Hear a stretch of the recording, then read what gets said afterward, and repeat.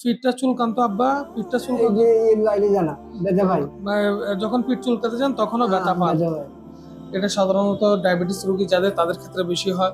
তাহলে আব্বা যে সমস্যাটা হয় হাতটা উপরের দিকে তুলতে পারেন না। তাহলে আমরা একটু দেখি, এখন ব্যথা লাগে? ব্যথা এখানে ব্যথা। এখানে ব্যথা আছে, আমরা তোলা যায় এই পর্যন্ত। কি পিঠটা চুলকান তো আব্বা? পিঠটা এই চুলকান যে এই লাইনে জানা ব্যথা ভাই।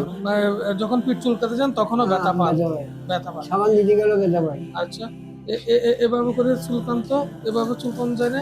এইখানেও ব্যথার টান পড়ে। ব্যথা আছে, এদিকে নিলেও ব্যথা আছে, এদিকে এদিকে নিলে ব্যথা আছে, ব্যথা আছে, ওই শুতে গেল ব্যথা আছে। ব্যথা আছে। কতদিন ধরে এই কাঁধের এই জায়গায় ব্যথা? এটা অনেকদিন ধরে 2-3 মাস হলো।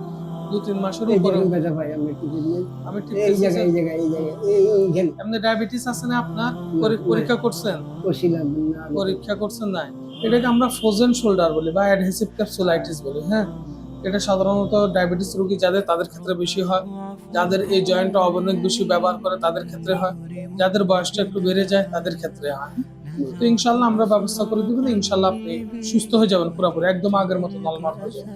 আপনারটা তো আলহামদুলিল্লাহ ভালো আছে। এমনও রোগী দেখছি আমরা যারা হাতটা এর উপরে তুলতে পারতো না, আপনারও এরকম হয়ে যাবে যদি কারণ এটা ব্যথাতে, এটা তো আর ব্যবহার করি না, ব্যথাতে ব্যবহার না করলে কি হবে, আলটিমেটলি এই জয়েন্টটা এখানে সব। অন্যদিন অন্য কোনো গুরুত্বপূর্ণ বিষয় নিয়ে আলোচনা হবে। সে পর্যন্ত সবাই ভালো থাকবেন, সুস্থ থাকবেন। আসসালামু আলাইকুম রহমতুল্লাহ।